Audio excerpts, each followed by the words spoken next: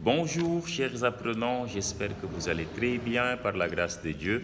Alors, cette vidéo consiste à continuer dans la lancée que nous avons entamée la dernière fois par rapport à l'écriture, le projet d'écriture dont on a parlé.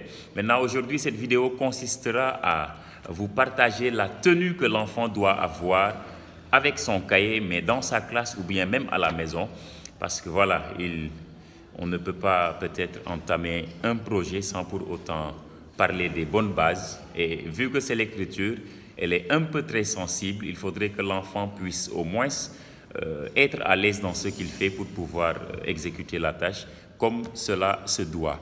Alors sans plus tarder, on va donner la première règle, c'est que l'enfant doit d'abord s'asseoir correctement, le buste vraiment bien droit sur une chaise adaptée à la taille de l'enfant. La table aussi ne doit pas être plus haute ni trop basse par rapport à l'enfant. Ça veut dire que même le matériel utilisé doit être à un niveau adapté vraiment aux capacités physiques de l'enfant. Du coup, si la table elle est bien au niveau de la taille de l'enfant, par exemple, je ne dis pas taille comme hauteur, mais quand l'enfant s'assoit, au moins qu'au moment où il met son coude pour pouvoir écrire, son bras pour pouvoir écrire, excusez-moi, que le coude puisse être au niveau de la table. Comme ça, voilà, l'écriture lui sera beaucoup plus facile. Parce que si la table est trop haute, l'enfant risque de faire comme ça pour écrire et là, il n'est pas à l'aise. Quand la table est trop basse aussi, il sera obligé de tellement peut-être se courber pour pouvoir faire quelque chose. Et là, ça devient un peu difficile parce que voilà, quand même nous grands, quand nous ne sommes pas à l'aise par rapport à ce que nous faisons, il est très difficile de pouvoir effectuer la tâche. Si maintenant on respecte ces critères par rapport à la tenue de l'enfant d'abord, voilà, la personne qui apprend, qu'il s'assoit, ou bien qu'elle, plutôt vu que c'est la personne, qu'elle s'assoit sur une table qui sera vraiment à son niveau et une chaise aussi bien adaptée que l'enfant ne puisse pas s'adosser jusqu'à, voilà, comme s'il était jusqu'à faire comme s'il était au salon, mais aussi que l'enfant ne puisse pas être dans une condition qui ne lui permette pas de travailler. Si on laisse à côté cette première base qui est la tenue de l'enfant, il y a aussi la tenue du crayon ou du bic du stylo, excusez-moi, que l'enfant utilise pour pouvoir écrire, parce que c'est important.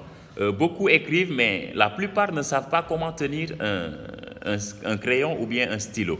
Et pour ça, c'est simple. Il faut savoir que c'est le pouce et l'index qui tiennent le crayon.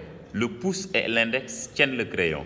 Maintenant, le majeur vient jouer juste le rôle de régulateur, si je peux l'appeler ainsi, le rôle de guide. C'est lui qui vient guider peut-être l'écriture que tu devras faire avec ton crayon ou avec ton stylo. Ça veut dire que quand tu tiens ton crayon, c'est avec le pouce et l'index. Maintenant, le majeur vient tout simplement guider derrière.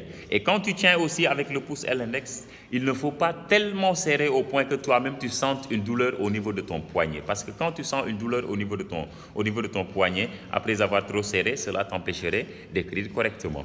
Et voilà, pour pallier à ce souci-là, il est conseillé vraiment de ne pas trop t'appuyer sur le crayon ou bien le stylo avec ton pouce et l'index. Voilà, si tu as ces deux critères de base là, c'est-à-dire tu te tiens correctement avec une table et une chaise bien adaptées, et tu sais aussi tenir le crayon avec le pouce, l'index et le majeur qui guide, là l'exercice devient facile.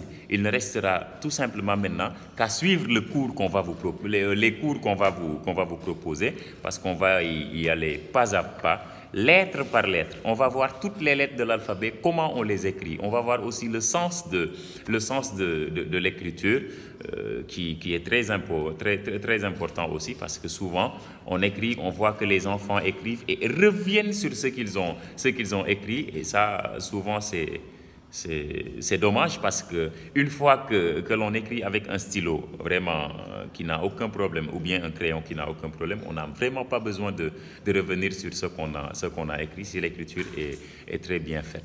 Alors, on va se donner rendez-vous très prochainement par rapport à ce qui va suivre, qui est l'écriture des différentes lettres de l'alphabet, de A jusqu'à Z. On va vous apprendre en cursive d'abord comment on va l'écrire. S'il plaît à Dieu, on va travailler ensemble. Ce que vous aurez à faire, ce n'est pas difficile. Pour être chaque jour au parfum de ce que nous ferons, il vous suffira juste de vous abonner à la page École à la maison du nom de Elam. C'est moi-même qui gère la page et je serai vraiment ravi aussi des critiques constructives qui nous permettront toujours de pouvoir avancer dans ce que nous faisons. Nous sommes à votre service, au service des enfants, alors faites tout pour aider les enfants parce qu'ils ont besoin de nous, j'ai l'habitude de le dire. Nous devons d'être là. Voilà. Sur ce, je vous exhorte vraiment à essayer de faire de votre mieux pour aider surtout ces enfants-là qui ont des problèmes en matière d'écriture. Voilà, on se dit à très prochainement. Abonnez-vous, activez la cloche de notification et on va travailler à aider vos enfants s'il plaît à Dieu. Merci.